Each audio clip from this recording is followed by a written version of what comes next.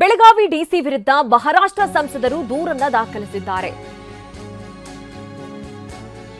ಹಕ್ಕುಚ್ಯುತಿ ಮಂಡನೆಗೆ ಲೋಕಸಭಾ ಸ್ಪೀಕರ್ಗೆ ದೂರನ್ನ ದಾಖಲಿಸಿದ್ದಾರೆ. ಬೆಳಗಾವಿಯಲ್ಲಿ ಬಾನೆ ಅಣುಕು ಶವ ಅಂತ ಹೋರಾಟ ನಡೆದಿದೆ.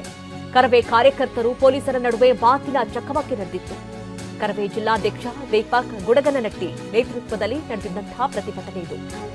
ಅಣುಕು ಶವಯಾತ್ರೆಗೆ ನಾರಾಯಣಗೌಡ ಬಣ ಮುಂದಾಗಿತ್ತು. ಚನ್ನಮಾರುತದಲ್ಲಿ ಅಣುಕು ಶವ ಕಸಿದು ಪೊಲೀಸರು ಹೂಡಿದ್ದಾರೆ. ಬಳಿಕ ಅಣುಕು ಶವಯಾತ್ರೆ ಮಾಡಿ ಬಾನೆ ವಿರುದ್ಧ ಆಕ್ರೋಶವನ್ನು ಹೊರಹಾಕಿದ್ದಾರೆ. ಬೆಳಗಾವಿ ಡಿಸಿ ವಿರುದ್ಧ ಮಹಾರಾಷ್ಟ್ರ ಸಂಸದರು ದೂರನ್ನ ನೀಡಿದ್ರು. ವಿಚಾರಕ್ಕೆ ಸಂಬಂಧಪಟ್ಟಂತೆ ಈಗ ಪ್ರತಿಭಟನೆ ಹೋರಾಟಗಳು ನಡೀತಾ ಇದೆ.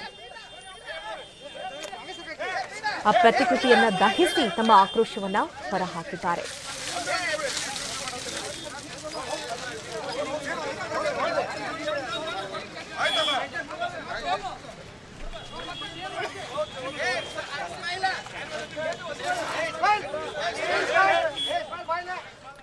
ಏನು ಪ್ರತಿಭಟನೆ ನಡೀತಾ ಇತ್ತು?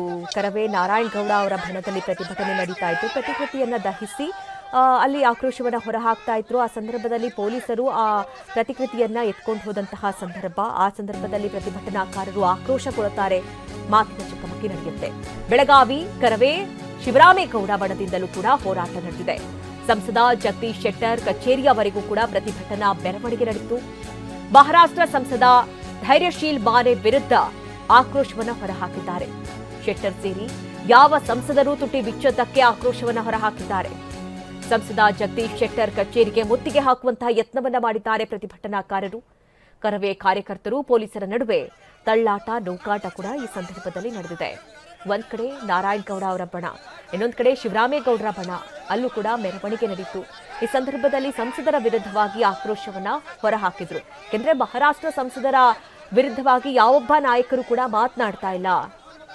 ಹೀಗಾಗಿ ಅವರ ವಿರುದ್ಧವಾಗೂ ಕೂಡ ಆಕ್ರೋಶವನ್ನ ಹೊರಹಾಕಿದ್ರು. ಮೇನ್ ಆಗಿ ಜಗದೀಶ್ ಶೆಟ್ಟರ್ ಅವರ ವಿರುದ್ಧವಾಗಿ ಆಕ್ರೋಶವನ್ನ ಹೊರಹಾಕಿದ್ದಾರೆ. ಈ ಸಂದರ್ಭದಲ್ಲಿ ಪೊಲೀಸರು ಅವರನ್ನ ತಡೆಯುವಂತಹ ಪ್ರಯತ್ನವನ್ನ ಮಾಡಿದ್ರು.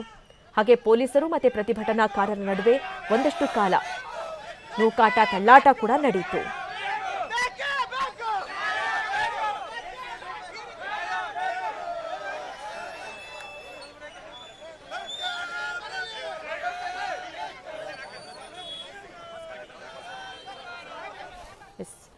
ಮಹಾರಾಷ್ಟ್ರ ಸಂಸದ ಧೈರ್ಯಶೀಲ್ ಬಾನೆ ಅವರ ನಡೆಯ ವಿರುದ್ಧವಾಗಿ ಕನ್ನಡಿಗರು ಕೆರಳಿದ್ದಾರೆ. ಕನ್ನಡ ಪರ ಸಂಘಟನೆಗಳು ಇವತ್ತು ಹೋರಾಟಕ್ಕಿಳಿದಿದ್ದಂತಹ ಪರಿ ಇದು. ಒಂದ್ ಕಡೆ ಗಮನಿಸ್ತಾ ಇದ್ದೀರಿ, ನಾರಾಯಣಗೌಡ ಬಣ ಪ್ರತಿಭಟನೆಯನ್ನ ಮಾಡ್ತಾ ಇರುವಂತದ್ದು. ಆ ಸಂದರ್ಭದಲ್ಲಿ ಪ್ರತಿಕೃತಿಯನ್ನ ದಹಿಸಿ ತಮ್ಮ ಆಕ್ರೋಶವನ್ನ ಹೊರಹಾಕ್ತಾ ಇದ್ರು. ಆ ಸಂದರ್ಭದಲ್ಲಿ ಪೊಲೀಸರು ತಡೆಯುವಂತಹ ಪ್ರಯತ್ನವನ್ನ ಮಾಡಿದ್ರು. ಆ ಸಂದರ್ಭದಲ್ಲಿ